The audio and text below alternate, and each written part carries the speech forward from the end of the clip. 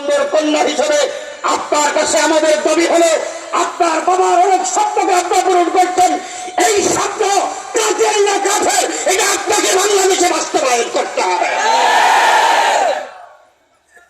দ্বিতীয় নম্বর হলো, বাংলাদেশে অনেকে বলেন যে আমরা কাফের করতে পারবো না। প্রধানমন্ত্রী স্পষ্ট বলেছেন কিছুদিন আগে, আপনার বলার দরকার নাই,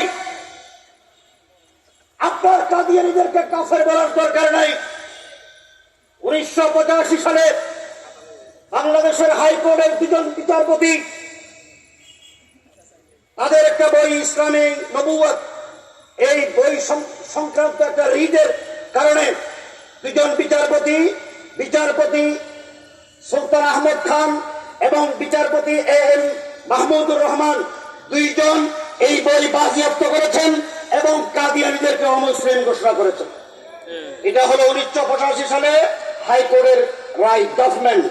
দ্বিতীয় নম্বর হলো 1993 সালে কাদিয়ানীরা একটা রিট করেছিলেন। এই রিটের বিরুদ্ধে বিচারপতি আব্দুল জলিল এবং বিচারপতি মোহাম্মদ ফজলুল করিম, দুইজন বিচারপতি হাইকোর্টে একটা দ্বৈত বেঞ্চ কাদিয়ানীদেরকে অমুসলিম ঘোষণা করেছেন। মাননীয় প্রধানমন্ত্রী, বাংলাদেশের সংসদ সদস্যদের কাছে আমরা কাদিয়ানীরা অমুসলিম সেই দাবি করতে চাই না। আপনারা যদি দেশের আইনকে মানেন, তাহলে বাংলাদেশের সুপ্রিম কোর্টের দুইটা জাজমেন্ট কাদিয়ানীদেরকে অমুসলিম ঘোষণা করেছে, আপনাদেরকে অমুসলিম ঘোষণা করতে হবে। যদি ঘোষণা না করেন, বুঝে নেব আপনারা আইন মানেন না, হাইকোর্টকে মানেন না। তৃতীয় নম্বর কথা হলো, যেহেতু আজান হয়ে গেছে, কাদিয়ানীরা মুসলমান না কাফের, এই বিষয়ে আজ থেকে 75 বছর আগে এই উপমহাদেশের দার্শনিক আলেম হযরত খতিব আজম আল্লামা সিদ্দিক আহমদ রহমতুল্লাহর সাথে মুনাজারা হয়েছে চট্টগ্রামে। তাদের বড় পণ্ডিত এসেছিলেন, হযরত খতিব আজম রহমতুল্লাহ আলাইহি বলেন, কাদিয়ানীদের নবী প্রমাণ কি? কয়, মা কানা মুহাম্মাদুন আবা আহাদিন মির রিজালিকুম ওয়ালাকিন রাসূলুল্লাহ ওয়া খাতামুন নবিয়্যিন। এখানে খাতম শব্দের অর্থ হলো মোহরে নবুয়ত, অর্থাৎ কাদিয়ানীর উপরে খাতামুন নবিয়্যিনের নবুয়তের মোহর করছে, এই জন্য সে নবী। হযরত খতিব আজম সাহেব রহমতুল্লাহ আলাইহি বলেন, অনেক পণ্ডিত ছিলেন, বলেন যে কোরআন কি তোমার উপর নাজিল হয়েছে না আমার উপর নাজিল হয়েছে? আমার উপর হয় নাই, আপনার উপর হয় নাই। তোমার যে নবী কাদিয়ানী গোলাম আহমদ, তার উপরে নাজিল হয়েছে, ও তার উপরও হয় নাই। তো তুমি যে খাতম শব্দের অর্থ মোহর, এটা পাইলা কোথায়? এটা ডিকশনারিতে আছে। ডিকশনারি কি ওহী না মানুষের লেখা? মানুষের লেখা। তো ওহীও নয়, মানুষের লেখা। ডিকশনারিতে খাতম শব্দের অর্থ যদি মোহর হয়, তো আমি এটা মানবো নাকি যার উপরে কোরআন নাজিল হয়েছে সেই নবী মুহাম্মদুর রাসূলুল্লাহ খাতম শব্দের অর্থ যেটা করেছে সেটা মানবো? কথা কি বুঝছেন? রাসূল বলেন, আনা খাতামুন নবিয়্যিন, আমি শেষ নবী। এখানে খাতম শব্দের তো হলো শেষ। তো তাহলে তোমার নবীর উপরে কোরআন নাজিল হয় নাই, তোমার উপরে কোরআন নাজিল হয় নাই। ডিকশনারি যারা রেখেছেন তাদের উপরে কোরআন নাজিল হয় নাই, যার উপরে কোরআন নাজিল হয়েছে তিনি খাতম শব্দের অর্থ করছেন শেষ, আখরি। সেই শেষ নবী হিসেবে তিনি যেটাকে স্বীকৃতি দেন, আমরা সেটা মানবো না ডিকশনারির কথা মানবো? এটা মানলাম, তোমার কথা মানলাম, মোহরে নবুয়ত কাদিয়ানীর উপর করছে। দেখেন, বাংলাদেশে নয়, তাম পৃথিবীতে আইন আছে। আপনাদের এখানে পোস্ট আছে, এই পোস্টটা এখানে চিঠিপত্র যায়, পোস্ট অফিস আছে না? রেজিস্ট্রি অফিস আছে।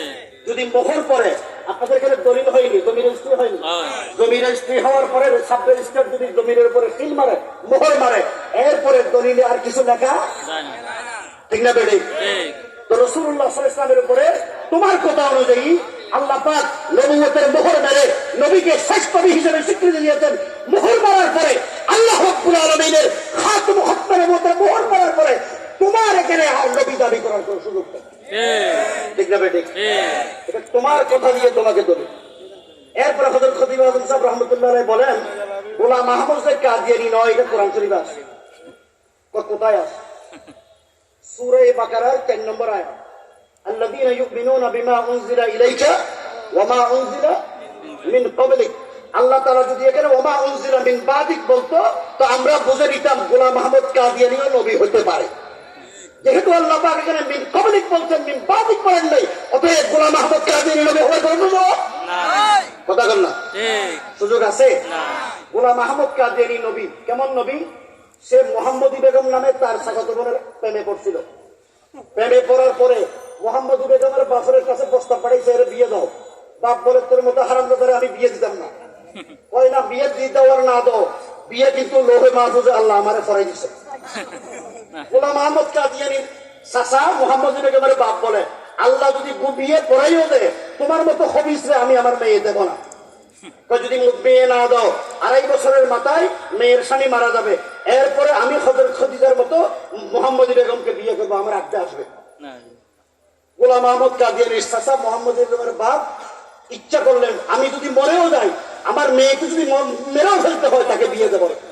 বিয়ে দেয়। তার ভবিষ্যৎবাণী অনুযায়ী যে মোহাম্মদী বেগমের স্বামী গোলাম আহমদ কাদিয়ানী আরো 30 বছর পরে মারা গেছেন, মোহাম্মদ বেগমের স্বামী মারা যায়নি। সত্য না মিথ্যা? তার ভবিষ্যৎবাণী ঠিক হইল না? বেঠিক। গোলাম আহমদ কাদিয়ানী কেমন নবী?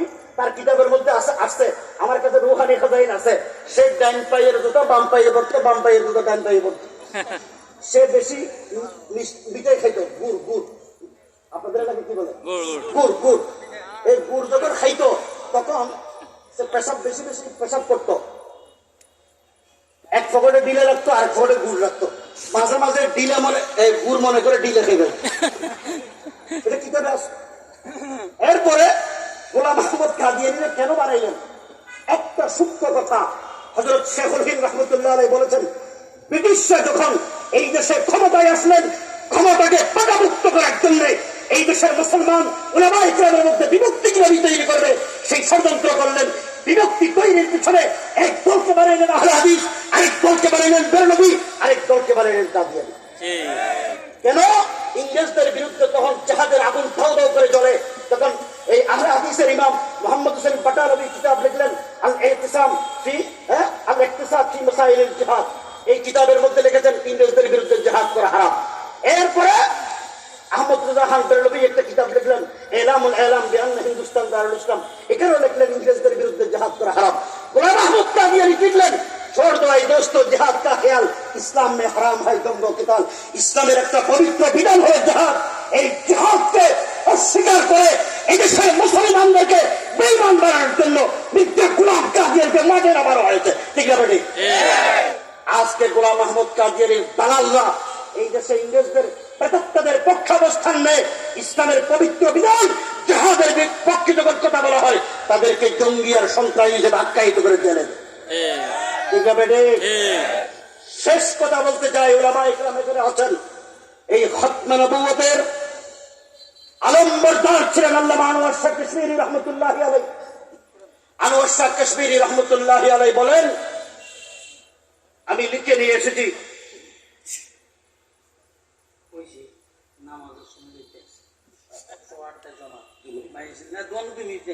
শেষ একটা কথা বলে এক লাইন হযরত আনোয়ার শাহ কাশ্মীরি রহমতুল্লাহ আলাইহি বলেন, जो कोई इस फितना के सरकूबी के लिए अपने आप को वक्फ कर करेगा, उसकी जन्नत का जामीन मैं हो। আল্লামা আনোয়ার শাহ কাশ্মীরি যারা হকের ভোটের জন্য জান দিবে, মাল দিবে, লড়াই করবে, তাদের জান্নাতের জামানত তিনি নিয়েছেন। আপনাদেরকে জিজ্ঞেস করতে চাই, নবীর চাঁদকে হকের ভোটের